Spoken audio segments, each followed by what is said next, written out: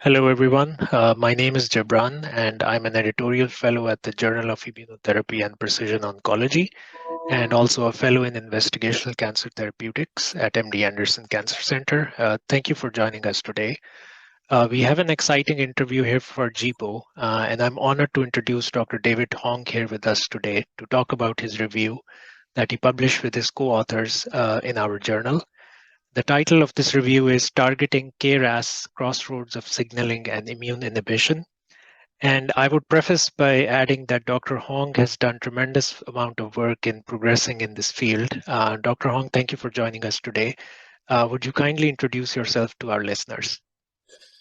Good to see you, Jibran, out of the clinic. My name is David Hong. I'm a deputy chair of the Department of Investigational Cancer Therapeutics here at MD Anderson Cancer Center in Houston, Texas. I'm also the clinical medical director of what's called the CTRC, which is our infusion unit, and also the associate vice president of clinical research at MD Anderson. Thank you.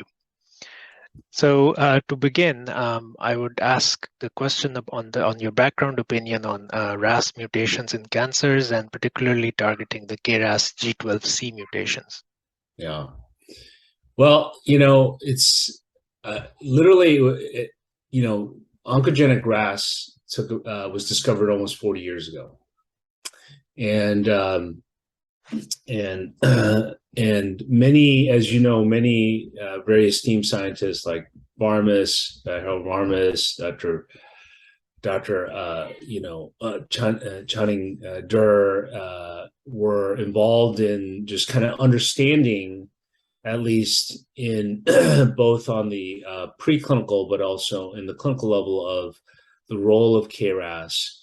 But unfortunately, for almost 40 years, we just did not have a way to target it. I mean, it wasn't that we didn't try. I mean, the first trial that I ever was involved in was a combination of tipifarnib and sorafenib, and everybody's familiar with sorafenib since it's now approved in multiple BRAF positive cancers. But tipifarnib has just reemerged. But at that time, tipifarnib was thought to be able to inhibit specifically the farnesylation of RAS to the cellular membrane, therefore leading to cell signaling, oncogenic cell signaling. Unfortunately, inhibiting farnesylation in itself was not sufficient because there was an alternative pathway called granulation, and ultimately we realized that tipifarnib did not work in RAS mutant cancers. Other attempts to really kind of target RAS, whether it was downstream such as MEK, ERK, even BRAF, just didn't seem to be working. And some of that may have been obviated by the fact that combination drugs were just too toxic to move forward beyond phase 1. And specifically targeting the GTP pocket was chemically and just scientifically very difficult. But it wasn't until sometime, and I think it was in 2013, 2015, when Dr. Frank Shokat, in a paper that he published in Science, showed that there was a way to target KRAS, and specifically the mutational allele KRAS G12C. And that was really kind of a unique way, in which was to really kind of lock KRAS into an inactive state. As many of you all know, KRAS exists in an off and on state, and in the off state, it's bound to GDP, the GDP complex, and then when it's on the on state, it's the GDP is phosphorylated to GTP, then binds to other downstream effectors such as BRAF, MEK, ERK, et cetera, to signal the oncogenic signaling pathway.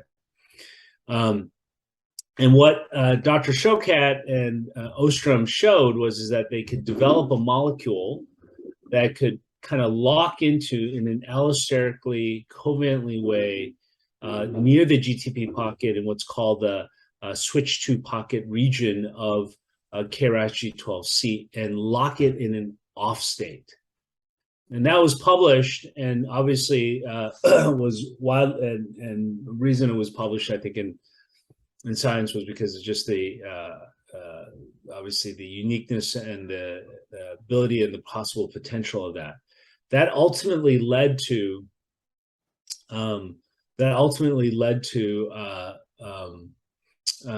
several molecules being developed, and particularly Amgen's sotorasib, or AMG 510 initially. And I had the privilege of being involved in that trial, initial phase 1 trial.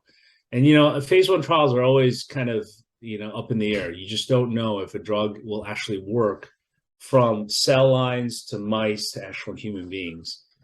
But when we first got into to people, and we started seeing responses in patients with KRAS mutant, it was really kind of aha, and just an exciting moment to see that happen.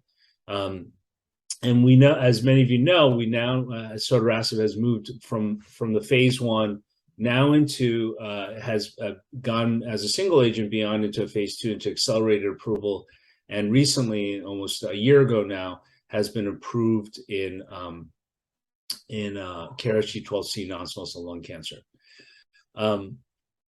So it's been an exciting several years now since the development and the start of that phase 1 trial to now the approval of this drug, actually for the first time in KRAS cancer patients, that we can actually target that specific alteration. Yeah, very interesting. And thank you for sharing that background. So now let's take a deeper dive into the article itself. So can you discuss the rationale for combining the KRAS G12C inhibitors and immune checkpoint inhibitors? That's a really good question. So Dan Cannon also who is the chief kind of architect and the scientist in Amgen who developed sotorasib, had published also a paper that came out, several years ago, showing that sotorasib as a single agent had efficacy in a number of different models and in combinations. But particularly, he showed, which was interesting in kind of these immunogenic mouse models, that indeed, when you inhibit sotorasib, even as a single agent, you kind of pull in T cells into the tumor microenvironment. And so it made sense to then consider combining this with checkpoint inhibitors for two reasons. One, he also showed in that paper that there was clear synergy, or at least additivity, with the combination. But also, it makes sense in the context of non-small cell lung cancer, as you all know, that we use checkpoint inhibitors in the frontline setting and in general in lung cancer and in many other types of cancers. Right. Unfortunately, this most recent World Lung Cancer, we reported some of the initial data in combination with sotorasib plus some of the checkpoint inhibitors, including pembrolizumab and atezolizumab. And what we showed in that, what was shown in those series of that presentation by Bob Lee, who's a colleague of mine at Sloan Kettering, is that there was significant liver toxicity. In fact, these patients had close to 50%, depending upon the sequence, 50% grade 3 liver toxicities, limiting really the combination of sotorasib plus checkpoint inhibitors. And so it really kind of throws up again in the air whether or not we can move forward with this kind of combination, even though on a preclinical level there may be activity. Now, this is not the first small molecule, as you all know, that has had difficulty in combination with checkpoint inhibitors. And this is very common with EGFR inhibitors, et cetera. But this was really kind of somewhat disappointing. There may still be a way to combine them, whether it's to sequencing these drugs separately. However, even with the sequencing, as reported by Bob Lee, there was still close to 30% grade 3 toxicity. So, you know, I still think that there will likely be other combinations. And in that same World Lung Conference, we reported the combination with SHP2, which some of you all know really kind of helps turn on KRAS. And in that combination SHP2 inhibitors plus sotorasib, we saw close to 50% response rates, primarily in patients who had not received sotorasib in the past. So that may still be, there are still promising combinations, whether it's SHP2, whether it's chemotherapy or other things, but we'll see where this goes in the next couple of years. Yeah, it's very interesting how this area is developing, and I think it's a good transition point on your opinion. So what do you think are the future directions in this area? Yeah. So I think I always talk about KRAS almost like the 4-minute mile. As you all know, in the 1950s, I think William Bannister broke the 4-minute mile, and before that, everybody thought that that was humanly impossible. Like people would die if they ran past the 4-minute mile. But obviously, that was just a psychological barrier, and I think that's in some ways this inability to target KRAS for so long was a psychological barrier for many scientists and also I would say drug companies.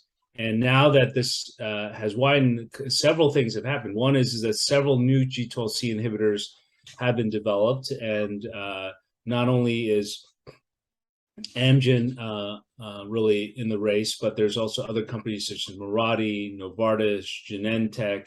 Several Chinese companies have now already forayed into the G12C space. But there are now other small molecule inhibitors that will likely come into the clinic. We're anticipating likely a G12D inhibitor, which is, as you know, is probably the most common mutagenic allele in pancreatic cancer, and also very common in colorectal cancer and many other types of cancers. Currently, we are running what is a Revolution Med's pan-RAS inhibitor, which inhibits the on state of KRAS, and this is an inhibitor that targets RAS regardless of the allele. And we have just started those trials, and those are really exciting to see whether or not those will pan out. Beyond small molecules, there's a lot of excitement about the fact that that we will likely also have PROTACs, protein degraders that could also degrade KRAS protein in general. And so we'll be also working with companies in the near future, possibly bringing those molecules into the clinic. And lastly, one area which I kind of overlaps with another area of interest of mine, which is cellular therapy in solid tumors, and that is there are companies now that are developing TCRs, cellular therapies, TCRs that can target neoantigens on the surface of cancers in general, and particularly KRAS. And so clearly that is an area that will probably, we will also be involved in the near, I want to say near future, but in the next couple of years. So we're all excited about where that's going to lead. So my guess is that the future is very bright for targeting KRAS. This also opens up this, other kind of undruggable targets such as P53. And so we will see what happens in the next several years. So we're really, really excited. Yeah, very exciting and interesting data. So thank you so much, Dr. Hong. As always, it's wonderful to talk to you about this pathway. And I think it's a great learning opportunity. And I would urge everyone to check out the published article in JIPO. Thank you again. Okay. Thanks, Jibran.